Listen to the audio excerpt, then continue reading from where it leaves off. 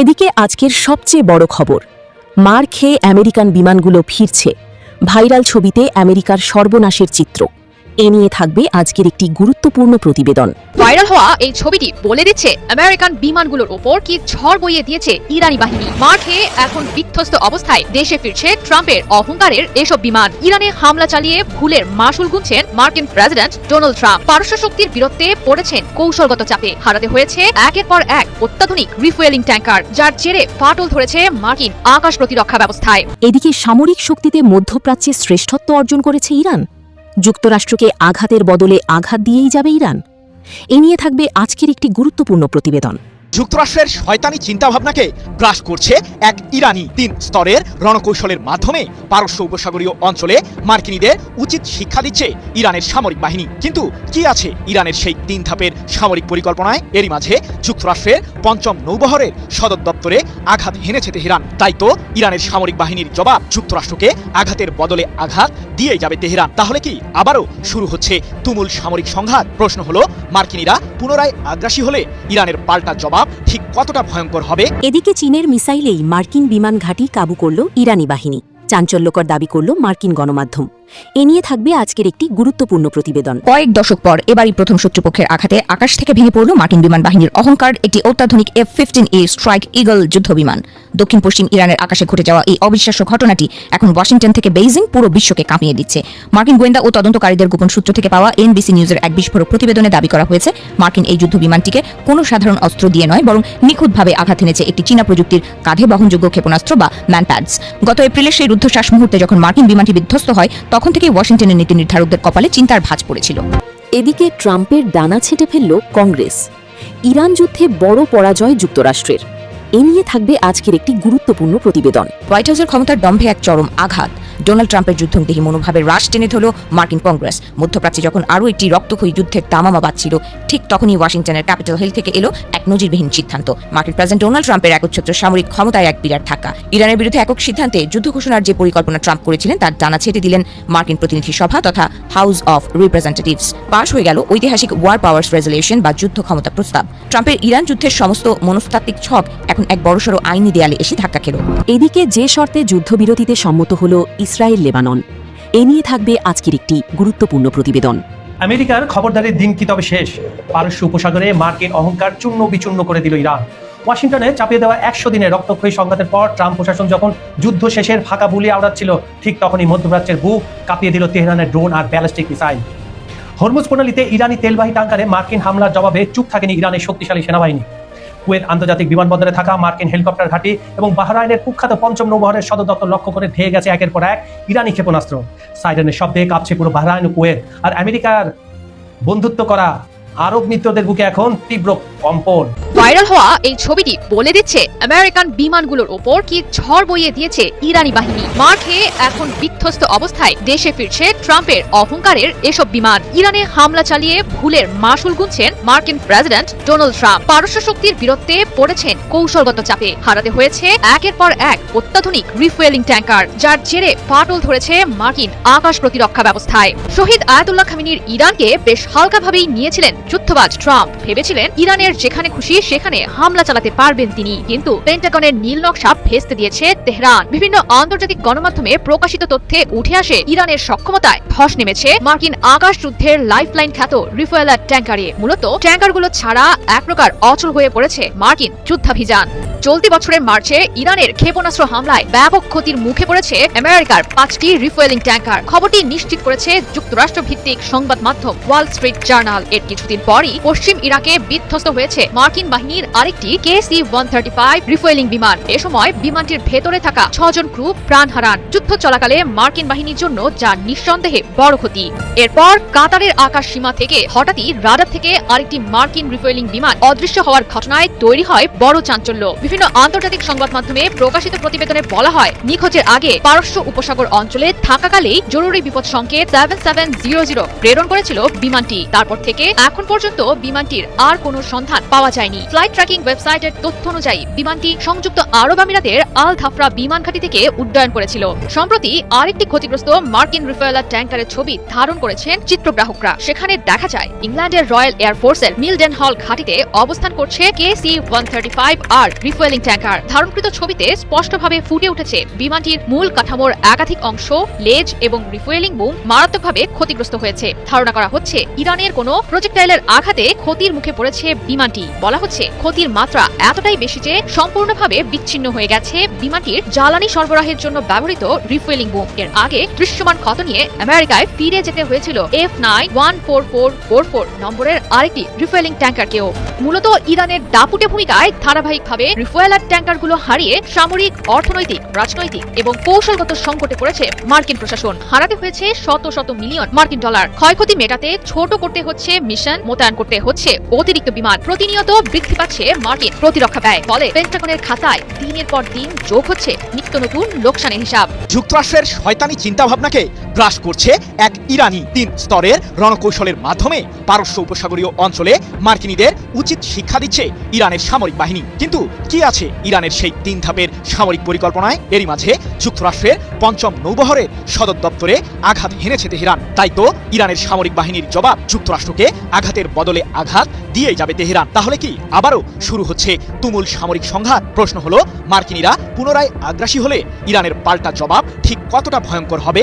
প্রতিশোধ আরও তীব্র করার অবস্থানে অটল ইরানের সামরিক বাহিনী। শক্তি ও ক্ষমতা প্রয়োগ ছাড়া কিছুই বোঝে না মার্কিনীরা, এমনটি জানিয়ে ইরানের পার্লামেন্টের জাতীয় নিরাপত্তা ও পররাষ্ট্র নীতি কমিশনের সদস্য ইসমাইল কাউসারি বলেছেন, শয়তানি চিন্তাভাবনা থেকেই যুদ্ধবিরতি লঙ্ঘন করে যুক্তরাষ্ট্র আমাদের উপর হামলা চালাচ্ছে, যার কোনো যুক্তি নেই। তবে আমাদের সামরিক বাহিনীও শত্রুদের কড়াভাবেই জবাব দিচ্ছে। 3 জুন এক প্রতিবেদনে বিষয়টি নিশ্চিত করেছে ইরানের রাষ্ট্রীয় সম্প্রচার মাধ্যম প্রেস টিভি। তবে কি আবারও যুদ্ধেই জড়িয়েছে যুক্তরাষ্ট্র ও ইরান? ইরানের পারমাণবিক ও ক্ষেপণাস্ত্র কেন্দ্রগুলোকে ঘিরে বিভিন্ন ষড়যন্ত্র চালানোর পর যুক্তরাষ্ট্র এখন হরমুজ প্রণালীকে নিয়েও মাথা ঘামানো শুরু করেছে। সম্প্রতি আন্তর্জাতিক এই জ্বালানি রুটটিতে থাকা ইরানের একটি তেলবাহী জাহাজকে লক্ষ্য করে মিসাইল হামলা চালায় মার্কিন কেন্দ্রীয় কমান্ড। শুধু তাই নয়, ইরানের কেশম দ্বীপে অবস্থিত দেশটির সামরিক বাহিনীর একটি যোগাযোগ টাওয়ারেও আঘাত হানে যুক্তরাষ্ট্র। তবে মার্কিনীদের এসব ষড়যন্ত্রের চরম মূল্য চুকিয়ে দিয়েছে ইরানও। আঘাতের বদলে আঘাত এমন কৌশল অনুসরণ করে যুক্তরাষ্ট্রের মূল সামরিক কাঠামো গুঁড়িয়ে দেবার দাবি করেছে ইরান। এক্ষেত্রে তেহরান ব্যবহার করেছে 3 স্তরের সমর কৌশল, যার মাঝে পারস্য উপসাগরীয় অঞ্চলে থাকা পানায়া নামের যুক্তরাষ্ট্র ও ইসরায়েল সংশ্লিষ্ট একটি জাহাজে পাল্টা হামলা চালিয়েছে ইরানের সামরিক বাহিনী। আঘাতের এই মাত্রা আরও তীব্র করতে 2য় স্তরের রণকৌশলের অংশ হিসেবে কুয়েতে থাকা যুক্তরাষ্ট্রের বিশেষ বিমান ঘাঁটিকে লক্ষ্য করে কয়েক দফায় মিসাইল ও আত্মঘাতী ড্রোন ছুড়েছে ইরান। আন্তর্জাতিক সংবাদ মাধ্যমগুলোর ভাষ্য, ইরানের এমন হামলার ফলে ধ্বংস হয়েছে কুয়েতের আলী আল সালেম নামের ওই সামরিক ঘাঁটিটি। এদিকে যুক্তরাষ্ট্রকে উচিত শিক্ষা দিতে 3য় ধাপে বাহরাইনে থাকা মার্কিন 5ম নৌবহরের সদর দপ্তরে জোরদার হামলা চালিয়েছে ইরানের সামরিক বাহিনী। এ প্রসঙ্গে দেশটির সর্বোচ্চ প্রতিরক্ষা বাহিনী IRGCর দাবি, পারস্য উপসাগরীয় অঞ্চল জুড়ে থাকা মার্কিনীদের বিভিন্ন স্থাপনায় হামলার মাধ্যমে আমরা প্রমাণ করেছি যে গোয়েন্দা আধিপত্য, সমরাস্ত্রের শ্রেষ্ঠত্ব এবং সাইবার ইলেকট্রনিক শক্তিতে বহুদূর এগিয়েছে ইরান। কয়েক দশক পর এবারই প্রথম শত্রুপক্ষের আঘাতে আকাশ থেকে ভেঙে পড়ল মার্কিন বিমান বাহিনীর অহংকার, একটি অত্যাধুনিক F-15A স্ট্রাইক ঈগল যুদ্ধ বিমান। দক্ষিণ পশ্চিম ইরানের আকাশে ঘটে যাওয়া এই অবিশ্বাস্য ঘটনাটি এখন ওয়াশিংটন থেকে বেইজিং পুরো বিশ্বকে কাঁপিয়ে দিচ্ছে। মার্কিন গোয়েন্দা ও তদন্তকারীদের গোপন সূত্র থেকে পাওয়া NBC নিউজের এক বিস্ফোরক প্রতিবেদনে দাবি করা হয়েছে, মার্কিন এই যুদ্ধ বিমানটিকে কোনো সাধারণ অস্ত্র দিয়ে নয়, বরং নিখুঁতভাবে আঘাত এনেছে একটি চীনা প্রযুক্তির কাঁধে বহনযোগ্য ক্ষেপণাস্ত্র বা ম্যানপ্যাডস। গত এপ্রিলে সেই রুদ্ধশ্বাস মুহূর্তে যখন মার্কিন বিমানটি বিধ্বস্ত হয়, তখন থেকেই ওয়াশিংটনের নীতি নির্ধারকদের কপালে চিন্তার ভাঁজ পড়েছিল। আকাশে তীব্র বিস্ফোরণ, আগুনের গোলক আর তারপরই 2 মার্কিন ক্রুর জীবন বাঁচানোর মরিয়া চেষ্টা। সৌভাগ্যবশত বিমানের পাইলট ও অস্ত্র কর্মকর্তা দুজনেই সফলভাবে ইজেক্ট করতে সক্ষম হন। তবে ধ্বংসস্তূপের মাঝে শুরু হয় এক চরম রোমাঞ্চকর উদ্ধার অভিযান। পাইলটকে মাত্র কয়েক ঘন্টার মধ্যে উদ্ধার করা গেলেও অন্য কর্মকর্তা ইরানের জাগ্রস পর্বতমালার পাদদেশে দীর্ঘ 2টি দিন শত্রু সেনার চোখ ফাঁকি দিয়ে লুকিয়েছিলেন, যা মার্কিন প্রেসিডেন্ট ডোনাল্ড ট্রাম্পের ভাষায় ছিল ইতিহাসের অন্যতম এক দুঃসাহসিক উদ্ধার অভিযান। রহস্যের জাল কেবল এই ক্ষেপণাস্ত্রের মাঝেই সীমাবদ্ধ নয়। মার্কিন কর্মকর্তাদের সন্দেহ, যুদ্ধের শুরুতেই ইরানকে শক্তিশালী দূরপাল্লার আর্লি ওয়ার্নিং রাডার সরবরাহ করেছিল চীন। YLC-8B নামের এই বিশেষ রাডারটি রাডার ফাঁকি দিতে সক্ষম মার্কিন ও ইসরায়েলের স্টেলথ ফাইটার জেটগুলোকেও অনায়াসে ট্র্যাক করতে পারে, যা মার্কিন বিমান বাহিনীর আকাশ প্রতিরক্ষা ব্যবস্থাকে সরাসরি চ্যালেঞ্জের মুখে ফেলে দিয়েছে। এদিকে এই চাঞ্চল্যকর খবর এমন এক সময়ে সামনে এলো যখন মার্কিন প্রেসিডেন্ট ডোনাল্ড ট্রাম্প চীনের প্রেসিডেন্ট শি জিনপিং এর সাথে এক হাই প্রোফাইল বৈঠকে বসার প্রস্তুতি নিচ্ছেন। এর আগে ফক্স নিউজকে দেয়া এক সাক্ষাৎকারে ট্রাম্প দাবি করেছিলেন শি জিনপিং নিজে তাকে প্রতিশ্রুতি দিয়েছেন যে বেইজিং তেহরানকে কোনো অস্ত্র দেবে না, কিন্তু মাঠের বাস্তব চিত্র এখন সেই প্রতিশ্রুতির গায়ে বড়সড় এক প্রশ্নচিহ্ন এঁকে দিচ্ছে। অন্যদিকে বেইজিং এর মার্কিন দূতাবাস থেকে এই পুরো অভিযোগকে স্রেফ ভিত্তিহীন অপপ্রচার এবং উদ্দেশ্যপ্রণোদিত রটনা বলে উড়িয়ে দেওয়া হয়েছে। তাদের দাবি, চীন সবসময় আন্তর্জাতিক আইন মেনে সামরিক সরঞ্জাম রপ্তানি করে। 2006 সালে জাতিসংঘের অস্ত্র নিষেধাজ্ঞার পর চীন হয়তো সরাসরি বড় কোনো অস্ত্র বিক্রি করেনি, কিন্তু ইরানকে এমন সব খুচরা যন্ত্রাংশ এবং ডুয়াল ইউজ প্রযুক্তি সরবরাহ করেছে যা তেহরানকে নিজেদের সামরিক শক্তি বহুগুণ বাড়িয়ে নিতে সাহায্য করেছে। যুক্তরাষ্ট্র অবশ্য এই উত্তেজনার মাঝেও কিছুটা কৌশলী অবস্থান নিচ্ছে। মার্কিন প্রশাসনের একাংশ বলছে ইরানের এই চীনা অস্ত্র ব্যবহার যুদ্ধের মূল মোড় বা সমীকরণ পুরোপুরি বদলে দিতে পারেনি। কিন্তু মার্কিন পররাষ্ট্রমন্ত্রী মার্কো রুবিও চীন সফরকালে বেইজিংকে মনে করিয়ে দিয়েছেন বৈশ্বিক তেলের বাজারের স্বার্থেই চীনকে এই যুদ্ধ থামাতে ভূমিকা রাখতে হবে। যদিও তিনি কড়া গলায় এও বলেছেন যে আমেরিকার এই সংকট মেটাতে চীনের কোনো সাহায্যের প্রয়োজন নেই। হোয়াইট হাউসের ক্ষমতার দম্ভে এক চরম আঘাত। ডোনাল্ড ট্রাম্পের যুদ্ধংদেহী মনোভাবের হ্রাস টেনে ধরল মার্কিন কংগ্রেস। মধ্যপ্রাচ্যে যখন আরও একটি রক্তক্ষয়ী যুদ্ধের দামামা বাজছিল, ঠিক তখনই ওয়াশিংটনের ক্যাপিটাল হিল থেকে এলো এক নজিরবিহীন সিদ্ধান্ত। মার্কিন প্রেসিডেন্ট ডোনাল্ড ট্রাম্পের একচ্ছত্র সামরিক ক্ষমতায় এক বিরাট ধাক্কা। ইরানের বিরুদ্ধে একক সিদ্ধান্তে যুদ্ধ ঘোষণার যে পরিকল্পনা ট্রাম্প করেছিলেন তার ডানা ছেটে দিলেন মার্কিন প্রতিনিধি সভা তথা হাউস অফ রিপ্রেজেন্টেটিভস। পাশ হয়ে গেল ঐতিহাসিক ওয়ার পাওয়ার্স রেজলিউশন বা যুদ্ধ ক্ষমতা প্রস্তাব। ট্রাম্পের ইরান যুদ্ধের সমস্ত মনস্তাত্ত্বিক ছক এখন এক বড়সড় আইনি দেয়ালে এসে ধাক্কা খেল। ক্যাপিটাল হিলের পরিবেশ তখন যেন এক যুদ্ধক্ষেত্রের চেয়ে কম কিছু ছিল না। একদিকে রিপাবলিকানদের তীব্র চিৎকার, অন্যদিকে ডেমোক্র্যাটদের অনড় অবস্থান। ঘন্টার পর ঘন্টা ধরে চলা তুমুল বাকবিতণ্ডা আর রুদ্ধশ্বাস নাটকীয়তার পর যখন ভোট গণনা শেষ হলো, তখন উল্লাসে ফেটে পড়ল ডেমোক্র্যাট শিবির। প্রস্তাবের পক্ষে ভোট পড়ল 224টি আর বিপক্ষে মাত্র 194টি। এই রেজলিউশন বা প্রস্তাবের মূল কথাটি কি? অত্যন্ত পরিষ্কার এবং কড়া ভাষায় ট্রাম্পকে জানিয়ে দেওয়া হয়েছে, কংগ্রেসের স্পষ্ট অনুমোদন ছাড়া ইরানের বিরুদ্ধে মার্কিন সামরিক বাহিনীকে কোনোভাবেই ব্যবহার করা যাবে না। 30 দিনের মধ্যে ইরানের সাথে সমস্ত বৈরিতা এবং সামরিক সংঘাতের পথ পরিহার করতে হবে হোয়াইট হাউসকে। অর্থাৎ প্রেসিডেন্ট হলেই যে নিজের ইচ্ছামতো যুদ্ধের নির্দেশনা দেওয়া যায় না, আইন প্রণেতারা তা প্রমাণ করে ছাড়লেন। ভোটের পর ডেমোক্র্যাটদের পক্ষে হাউস স্পিকার যেন এক প্রকাশ্য যুদ্ধ ঘোষণা করলেন ট্রাম্পের সিদ্ধান্তের বিরুদ্ধে। তিনি দ্ব্যর্থহীন কণ্ঠে বলেন, মার্কিন নাগরিকদের সুরক্ষাই আমাদের প্রথম অগ্রাধিকার, কিন্তু প্রেসিডেন্টের কোনো উস্কানিমূলক সামরিক পদক্ষেপ দেশকে ঝুঁকির মুখে ফেলবে তা আমরা হাত গুটিয়ে বসে দেখতে পারি না। আর এই মন্তব্য যেন ট্রাম্পের যুদ্ধনীতির কফিনের শেষ পেরেক। তবে এই নাটকের শেষ এখানেই নয়। হোয়াইট হাউস এই সিদ্ধান্তকে দেখছে এক চরম রাজনৈতিক চাল হিসেবে। ট্রাম্প শিবিরের দাবি, এই প্রস্তাব পাশের মাধ্যমে মার্কিন সামরিক বাহিনীর মনোবল ভেঙে দেওয়া হয়েছে এবং শত্রুপক্ষ ইরানকে এক ভুল বার্তা দেওয়া হলো। ট্রাম্পের ঘনিষ্ঠ রিপাবলিকান আইন প্রণেতারা একে হাউসের ইতিহাসের এক লজ্জাজনক অধ্যায় বলে আখ্যা দিয়েছেন। বিশ্ব রাজনীতিতে এই ধাক্কার প্রভাব কতটা গভীর তা নিশ্চয়ই অনুমেয়। কাসেম সুলাইমানের হত্যাকাণ্ডের পর ওয়াশিংটন ও তেহরানের সম্পর্ক যখন পারমাণবিক বিস্ফোরণের মতো ফেটে পড়ার অপেক্ষায় ছিল, ঠিক সেই মুহূর্তে মার্কিন কংগ্রেসের এই সিদ্ধান্ত মধ্যপ্রাচ্যকে এক মহাবিপর্যয়ের হাত থেকে বাঁচিয়ে দিল। ট্রাম্পের একক আধিপত্যের যুগে মার্কিন আইনসভার এই প্রতিরোধ সত্যি এক বিরল নাটকীয় অধ্যায়। আইনের এই বেড়াজাল কেটে ডোনাল্ড ট্রাম্প কি পারবেন নিজের যুদ্ধনীতিতে অনড় থাকতে, নাকি মার্কিন কংগ্রেসের এই নাটকীয় সিদ্ধান্তই বদলে দেবে আগামী দিনের বিশ্ব রাজনীতির সমীকরণ? এদিকে যে শর্তে যুদ্ধবিরতিতে সম্মত হল ইসরায়েল লেবানন। ইসরায়েল ও লেবানন তাদের ভঙ্গুর যুদ্ধবিরতি কার্যকর করতে এবং লেবাননের অভ্যন্তরে বেশ কয়েকটি পরীক্ষামূলক নিরাপত্তা অঞ্চল তৈরি করতে সম্মত হয়েছে বলে ঘোষণা দিয়েছে মার্কিন পররাষ্ট্র দপ্তর। তবে একটি যৌথ বিবৃতিতে বলা হয়েছে, অন্যান্য শর্তের পাশাপাশি এই চুক্তিটি ইরান সমর্থিত সশস্ত্র গোষ্ঠী হিজবুল্লার হামলা সম্পূর্ণরূপে বন্ধ করার উপর নির্ভরশীল। বৃহস্পতিবার 4 জুন বিবিসির খবরে বলা হয়, এই তিনটি দেশ যে কোনো রাষ্ট্র বা অরাষ্ট্রীয় পক্ষের দ্বারা লেবাননের ভবিষ্যৎকে জিম্মি করার যে কোনো প্রচেষ্টাকে প্রত্যাখ্যান করেছে। দক্ষিণ লেবাননে ইসরায়েলি হামলায় অন্তত 9 জন নিহত এবং উত্তর ইসরায়েলে হিজবুল্লার রকেট হামলার পর বুধবার ওয়াশিংটনে এই চুক্তিটি ঘোষণা করা হয়। লেবাননের রাষ্ট্রীয় গণমাধ্যম জানিয়েছে, বৃহস্পতিবারও দক্ষিণ লেবাননে ইসরায়েলি হামলা অব্যাহত ছিল এবং একটি হামলায় হতাহতের ঘটনাও ঘটেছে। শিয়া মুসলিম মিলিশিয়া, রাজনৈতিক দল এবং সামাজিক আন্দোলন হিজবুল্লাহ লেবাননের সবচেয়ে শক্তিশালী গোষ্ঠী। ইরানের সমর্থনে এটি লেবাননের সেনাবাহিনীর চেয়েও শক্তিশালী একটি সশস্ত্র বাহিনী গড়ে তুলেছে এবং ইসরায়েলের সাথে জড়িয়েছে একাধিক সংঘাতে। যুক্তরাজ্য ও যুক্তরাষ্ট্র সহ ইসরায়েল এবং আরও অনেক দেশ গোষ্ঠীটিকে একটি সন্ত্রাসী সংগঠন হিসেবেও চিহ্নিত করেছে। মার্কিন মধ্যস্থতায় চতুর্থ দফা আলোচনার পর ইসরায়েল ও লেবাননের মধ্যে যে চুক্তিটি হয়েছে তা ইসরায়েলি সীমান্ত এবং প্রায় 30 কিলোমিটার 19 মাইল উত্তরে লিতানি নদীর মধ্যবর্তী একটি এলাকা থেকে হিজবুল্লাহর সকল সদস্যকে সরিয়ে নেওয়ার শর্তের উপর নির্ভরশীল। এই এলাকাটি বর্তমানে ইসরায়েলি স্থলবাহিনীর দখলে রয়েছে। চুক্তিতে বলা হয়েছে, যুক্তরাষ্ট্র পাইলট জোন তৈরিতে নির্দেশনা দিতে সাহায্য করবে, যেখানে লেবাননের সশস্ত্র বাহিনী সকল অরাষ্ট্রীয় পক্ষকে বাদ দিয়ে ভূখণ্ডটির একচেটিয়া নিয়ন্ত্রণ নেবে। এই পাইলট জোনগুলো কোথায় অবস্থিত হবে তা নির্দিষ্ট করে চুক্তিতে কোনো মানচিত্র অন্তর্ভুক্ত করা হয়নি বা বাস্তবে এগুলো কিভাবে কাজ করবে তার কোনো ব্যাখ্যাও দেওয়া হয়নি। সোমবার ঘোষিত একটি আংশিক যুদ্ধবিরতির পর এই চুক্তিটি হয়। লেবানন জানায় এই যুদ্ধবিরতির ফলে হিজবুল্লাহ ইসরায়েলে হামলা না করার বিনিময়ে ইসরায়েল লেবাননের রাজধানী বৈরুতে বোমা হামলা থেকে বিরত থাকবে। একটি পূর্ণাঙ্গ চুক্তিতে পৌঁছানোর লক্ষ্যে আরও আলোচনার জন্য 22 জুন পুনরায় বৈঠকে বসবেন দুই দেশের প্রতিনিধিরা। তবে এ বিষয়ে এখনও কোনো আনুষ্ঠানিক মন্তব্য করেনি হিজবুল্লাহ। গোষ্ঠীটি বিবিসিকে জানিয়েছে যে তারা যথাসময়ে আনুষ্ঠানিকভাবে মন্তব্য করবে। আমেরিকার খবরদারির দিন কি তবে শেষ? পারস্য উপসাগরে মার্কিন অহংকার চূর্ণ বিচূর্ণ করে দিল ইরান। ওয়াশিংটনে চাপিয়ে দেওয়া 100 দিনের রক্তক্ষয়ী সংঘাতের পর ট্রাম্প প্রশাসন যখন যুদ্ধ শেষের ফাঁকা বুলি আওড়াচ্ছিল, ঠিক তখনই মধ্যপ্রাচ্যের বুক কাঁপিয়ে দিল তেহরানের ড্রোন আর ব্যালিস্টিক মিসাইল। হরমুজ প্রণালীতে ইরানি তেলবাহী ট্যাঙ্কারে মার্কিন হামলার জবাবে চুপ থাকেনি ইরানের শক্তিশালী সেনাবাহিনী। কুয়েত আন্তর্জাতিক বিমানবন্দরে থাকা মার্কিন হেলিকপ্টার ঘাঁটি এবং বাহরাইনের কুখ্যাত পঞ্চম নৌবহরের সদর দপ্তর লক্ষ্য করে ধেয়ে গেছে একের পর এক ইরানি ক্ষেপণাস্ত্র। সাইরেনের শব্দে কাঁপছে পুরো বাহরাইন ও কুয়েত। আর আমেরিকার বন্ধুত্ব করা আরব মিত্রদের বুকে এখন তীব্র কম্পন।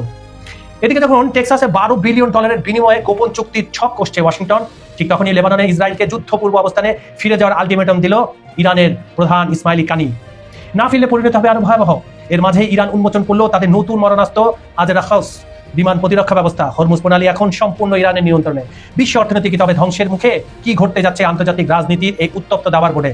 জানতে স্ক্রিনে চোখ রাখুন একেবারে শেষ পর্যন্ত। মার্কিন যুক্তরাষ্ট্রকে দাঁত ভাঙা জবাব, পারস্য উপসাগরে ইরানের প্রতিরোধ। হরমুজে শুরু হবে ভয়াবহ যুদ্ধ। পারস্য উপসাগরে মার্কিন সাম্রাজ্যবাদ ও তাদের দোসরদের সব উস্কানি ধুলোয় মিশিয়ে দিয়ে নিজেদের সার্বভৌমত্ব ও আত্মরক্ষার চূড়ান্ত নজির গড়ল ইরান। ওয়াশিংটনে চাপিয়ে দেওয়া 100 দিনের রক্তক্ষয়ী সংঘাতের পর ট্রাম্প প্রশাসন যখন ফাঁকা বুলি আওড়ে যুদ্ধ শেষে দাবি করছিল, ঠিক তখনই মার্কিন অবৈধ অবরোধের ব্লকেট ভেঙে মধ্যপ্রাচ্যের বুক কাঁপিয়ে দিল তেহরান। পশ্চিমা মিডিয়া একে ইরানের আগ্রাসন বলে প্রচার করার অপচেষ্টা চালালেও প্রকৃত সত্য হলো এই সংঘাতের মূল হোতা খোদ আমেরিকা।